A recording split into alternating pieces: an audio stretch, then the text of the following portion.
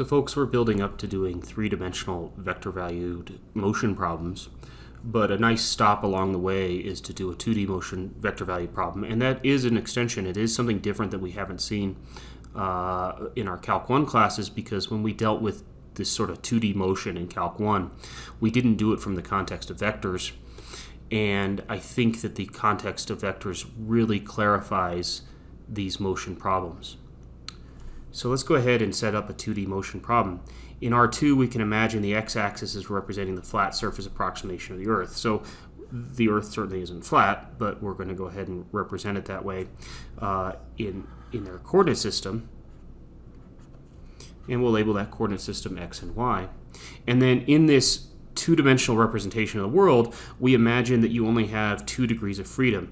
The object can either move to the left or right, or it can move up or down. So it can move left or right along the horizontal x-axis, or up or down in the vertical y-axis. So x will represent the horizontal displacement from the origin, and y will represent the vertical displacement of the origin. And so we think of y as representing height in these problems. So here, y represents height.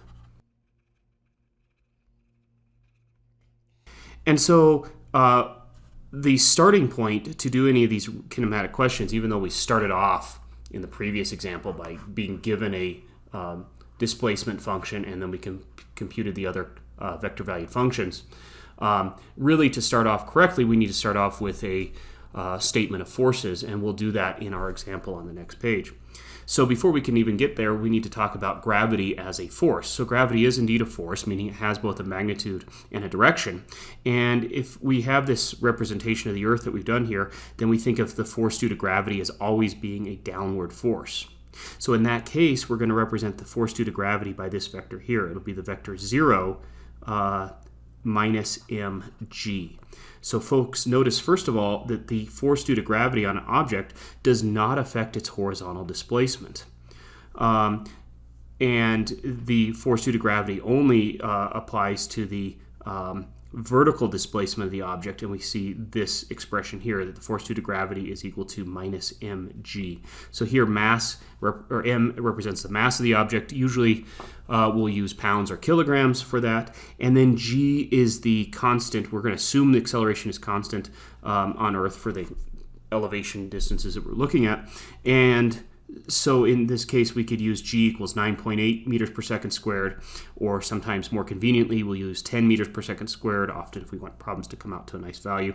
Or if we're using the standard system, we'll use 32 feet per second squared. Folks, a real quick issue that I don't really want to get into beyond this is that sometimes, or some authors may use the number g is equal to negative 9.8 meters per second squared. That's perfectly fine. You just have to adjust the way you write the force vector in order to compensate for that. So if we're using a negative value for g here, then notice that our statement of the force due to gravity does not have a negative value in front of it. We just have the negative showing up in the expression for g here. But notice the net effect is that we still have a vector that's pointing downwards like this, just like we did up here. And so what we can imagine is if we've got an object moving, and we'll do this on the next page here in more detail, but if we've got an object moving in a parabolic trajectory, that this would always have an acceleration due to gravity, a force acting on it, wherever that object is. It'll be pointing down. That vector should have a constant length and the same direction throughout. It's always pointing downwards and its length is always the same. This would be a representation of the force due to gravity on a ball or some other object as it moves along a parabolic trajectory. The next thing we want to look at then are a couple of useful formulas. This formula right here I'm going to derive on the next page, and we'll see where it comes from. It does sort of look like alphabet soup, but notice what it has incorporated into it are the initial conditions. So if the initial velocity is just, so when t is 0, the initial velocity is given by this vector right here, some horizontal velocity, some vertical velocity components, and some initial position vector, then we can go ahead and give the velocity vector this way, and we can give the position vector this way. And we're going to see where this shows up just to kind of alleviate any concerns you have. Look, there's the typical quadratic that you see when you describe the parabolic trajectory of an object if you're describing its height, which is the second component. There's the comma. There's the second component of the position vector. The next three formulas are really handy formulas in a way. The author has worked with these two sets of equations. The author's worked with those two sets of equations, assuming though, notice this, assuming that the initial position is 0, 0. So all the x naught, x naught, y naughts have disappeared in these expressions when they come up with these range and height finding formulas. So just be careful with that.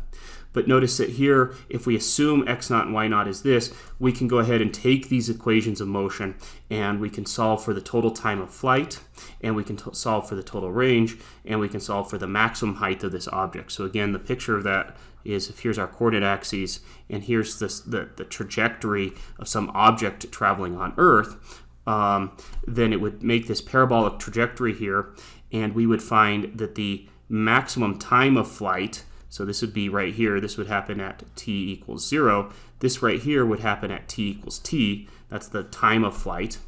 The range of flight, that range right here, would just be this horizontal displacement. That's how far the object traveled from the origin. And then the max height would be given by this formula here. That's telling us the maximum height of the ball. So when it reaches that apex of its trajectory, or that vertex of its trajectory, there's the max height. So all this is a way of finding these values.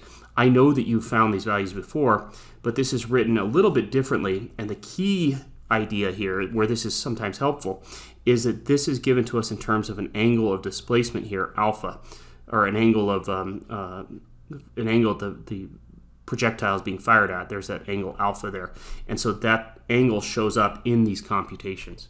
That's a fairly lengthy explanation, folks. I will show you where these two formulas come from on the next page, and you will find these formulas helpful in certain Select My Math Lab questions where you're asked for time of flight, or you're asked for range, or you're asked for maximum height. But folks, the warning that I have for you is to be sure that whatever problem you're working with, you cannot use these three formulas unless your initial displacement is the 0 vector, and that will not be the case in the example we see on the next page. All right, folks, I'll join you in the next video.